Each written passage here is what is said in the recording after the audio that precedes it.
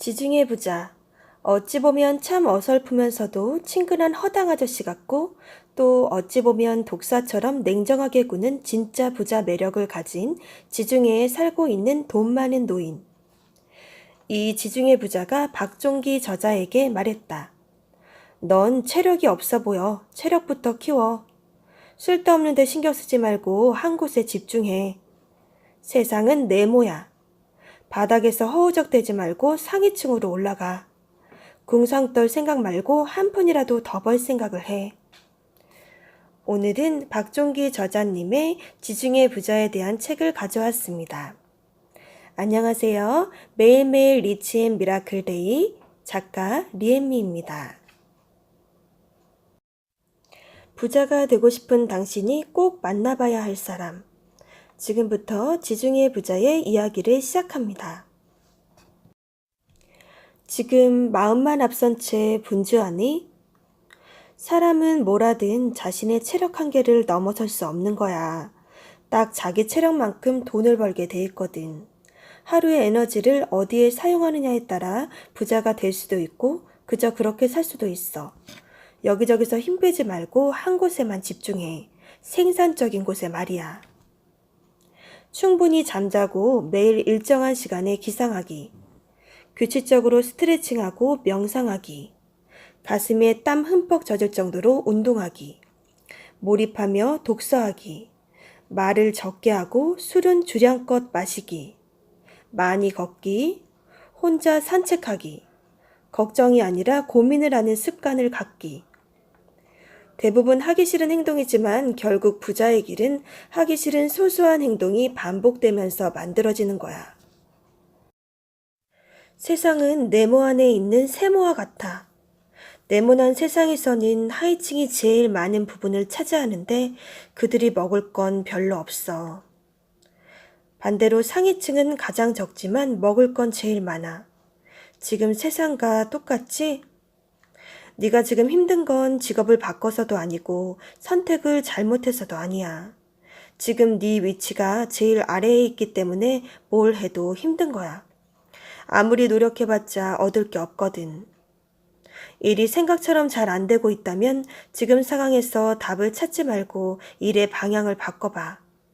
자동차를 한 대 더 팔려고 애쓰기보다는 누구나 인정하는 자동차 전문가가 되는 게 더 큰 소득을 보장할 것이야.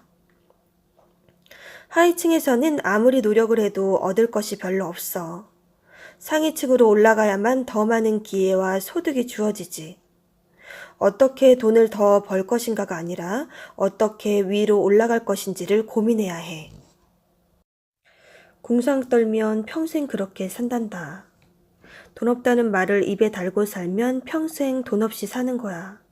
맨날 돈 없다고 노래를 부르는데 어떤 사람이 좋아하겠니? 좋아하는 사람이 많아야 돈 벌 기회가 많을 텐데 말이야. 돈은 안 쓰는 게 가장 좋고 어차피 써야 한다면 소소하게 쓰지 말고 한 번을 쓰더라도 티나게 써야 하는 거야. 돈이 없어 찌질한 게 아니라 찌질하게 사니까 돈이 없는 거라고. 돈을 많이 벌고 싶다면 너의 그릇부터 키워봐. 나와 가족에게만 돈을 쓰면 돈은 그저 없어지는 거에 불과해. 다시 돌아올 여지가 없지. 돈은 나한테만 쓰면 돌지 않아. 남들에게 써야 돌고 그래야 새끼까지 쳐서 돌아오지. 여기서 남은 아무나 될 수 없고 나의 그릇을 키워줄 수 있는 사람에 한해. 사업을 하는 사람은 미래의 고객에게, 투자를 하는 사람은 고급 정보를 주거나 투자 자금을 대줄 사람, 혹은 그럴 가능성이 있는 사람을 위해 돈을 쓰지. 부자도 부자에게 사는 법을 배운단다. 사과 하나를 먹더라도 제일 비싼 걸로 한 개만 먹을 줄 알아야 해. 싼 걸로 여러 개 먹을 생각 말고. 지난달보다 자산이 줄지 않는 것.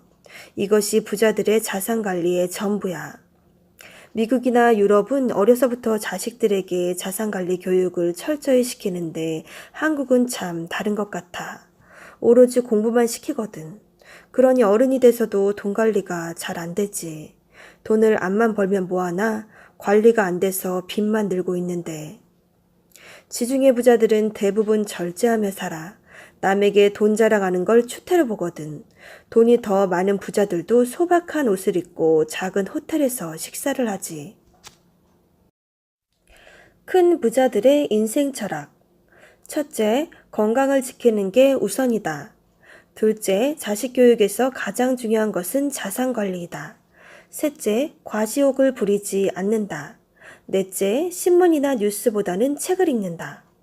평범한 사람들은 단기간의 이슈에 민감하게 반응하고 열광하지만 부자들은 역사와 철학, 미래에 더 관심을 둔다. 풍족한 인생을 위해 꼭 배워야 하는 것임을 알기 때문이다. 다섯째, 영양제를 멀리한다. 여섯째, 어디를 가든 부부가 함께 다닌다. 일곱째, 비싼 음식을 조금씩 먹는다. 무모할 것 같은 일에 승부수를 띄워라. 인생을 바꾸려면 무모함에서 나오는 용기가 필요하지. 잘 될 것 같은 일에 뛰어드는 건 남들도 다 하잖아.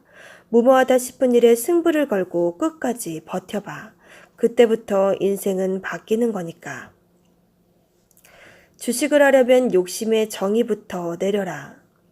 10,000원에 산 주식이 20,000원까지 갈 거라 예상했다면 20,000원까지 기다리는 건 욕심이다. 이하리 적은 16,000원에 파는 것이 욕심을 버리는 것이다. 많이 먹으려면 파이를 크게 키워라. 확실한 정보를 들었을 때 자기만 벌려고 하면 그것밖에는 못 버는 거야. 돈은 키워서 불릴 줄 알아야지. 같은 수익률이라도 파이를 키운 사람이 더 많이 가져가니까. 당장 먹고 사는 상황이 힘들어도 돈과 관련된 약속은 지켜야 해. 신뢰를 생명처럼 여겨야 하지. 세상이 뒤집히면 그때가 바로 기회다. 우리가 사는 밝은 세상이 있고 우리가 모르는 저 아래에 어두운 세상이 있어. 어두운 세상에 있는 사람들이 돈을 벌려면 밝은 세상이 한 번씩 뒤집혀야 돈이 돌면서 돈을 벌 수 있지. 1등 기업은 위기일수록 빛나는 법. 위기가 끝나면 더욱더 빛을 발하지. 그동안 시장을 나누어 먹던 하위 기업들 일부가 사라지면서 시장 지배력이 더 늘어나고 확실한 선두그룹으로서 자리매김을 하게 되거든. 가치 투자란 게 바로 이런 거야. 위기가 왔을 때 1등 기업에 장기적으로 투자하는 것이지. 반토막의 기회를 잡아라.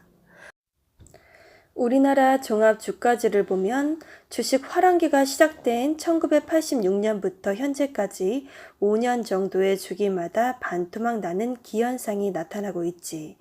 주식 투자에 아무리 문외한이라 해도 이런 때를 기회로 살린다면 안정적으로 높은 수익을 올릴 수 있어. 그럼 종합주가지수가 반토막 났을 때 어떤 회사의 주식을 사야 할까? 과거에는 업계 1등이나 2등의 우량 회사 주식을 샀지만 최근 세계 경제를 보면 불확실성 증대와 빠른 변화로 인해 어떠한 회사라도 위험에 처할 수 있지. 세계 1위의 노키아와 소니의 몰락만 봐도 알 수 있지. 이럴 때엔 단일 회사에 투자하는 것보다는 종합주가지수에 투자하는 것이 좋을 수 있지. 대표적 방법으로 코스피 200을 추정하는 코덱스 200과 타이거 200. 코덱스 200은 종합주가지수의 변화에 따라 가격이 오르고 내리는 상장지수 펀드 ETF이지만 주식처럼 자유롭게 사고팔 수 있어서 증권사 HTS를 통해 쉽게 거래할 수 있어. 반토막 나는 때를 기다렸다가 바닥 다지고 올라올 때 사서 고점 언저리에서 파는 거야. 무릎에 사서 어깨에 팔라는 명언을 기억해. 수익률은 높지 않아도 확실한 성과를 얻는 투자가 될 수 있어. 투자 기간 장기간 길어질 수 있으니 대출받아 투자하지 말고 반드시 여윳돈으로 해야 해. 손해본 돈은 미련을 갖는 게 아니다. 그깟 돈 때문에 행복을 잃고 건강까지 잃는다면 나중에 억울해서 어떻게 죽을 텐가. 어차피 떠난 돈이라면 빨리 잊고 더 큰 돈을 벌 생각을 해. 분명 좋은 기회가 올 테니까. 부동산 투자, 유혹하는 능력이 필요하다. 부동산은 내 눈에 좋은 곳이 아니라 누가 봐도 좋은 곳에 투자하는 게 맞아. 젊을 때 부지런히 돌아다녀. 그래야 나이 들어서 보는 눈이 생기거든. 그리고 부동산은 예쁘게 만들어서 가치를 높여야 해. 준비하라. 40대를 준비하라. 40대에 절호의 기회가 온다. 그때부터 사회적으로 인정받는 조건들이 빛나기 시작한다. 30대에는 40대를 준비하는 게 최고야. 살아보니까 30대는 성공하기엔 부족한 게 많고 40대는 되어야 성공다운 성공을 하더라고. 100세 시대니까 지금으로 따지면 20에서 30대에 성공하는 걸 경계해야 해. 빨리 성공해서 부자가 되면 좋을 것 같지만 그때부터 수많은 유혹에 시달려야 하거든. 그 나이에는 그런 유혹을 이겨낼 힘이 없지. 혈기가 넘쳐 뭐든지 시도하다가 결국 내려앉게 되거든. 지중해 부자가 큰 부자가 되고 싶은 사람들에게 전하는 어록 18가지. 첫째, 가족이 우선이다. 둘째, 자녀에게 너무 많은 사랑은 금물이다. 돈은 어린 자녀에게는 가장 위험한 독이다. 자녀 관리는 곧 돈의 관리를 의미한다. 셋째, 수입의 1%를 기부하라. 넷째, 마음을 넓게 가져라. 누군가에게 상처를 주었거나 돈을 빌렸다면 진심으로 사과하고 돈을 갚으세요. 마음이 넓어야 쓸어 담을 게 많아집니다. 보이는 세상이 전부가 아닙니다. 다섯째, 돈에 질투하지 마라. 옆집 사람이 땅 샀다고 배 아파할 이유가 없다. 겨우 그 정도의 돈에 질투하지 마라. 질투는 당신의 영혼만 피곤하게 한다. 여섯째, 뭐라도 하라. 부자를 바라면서 가만히 있지 마라. 세상은 뿌린 만큼 거두는 법이다. 언제 거둘지는 미지수이지만 그래도 뿌려놔야만 언젠가는 얻는 법이다. 무거운 엉덩이를 벌떡 일으키고 밖으로 나가라. 세상이 어떻게 돌아가는지 관찰하고 돈이 어디로 흘러가는지 살피기 바란다. 부자는 그렇게 되는 것이다. 일곱째, 사람이 답이다. 사람에게 잘해야 한다. 나 외에는 모두 남이다. 남이란 감사한 사람의 다른 표현이다.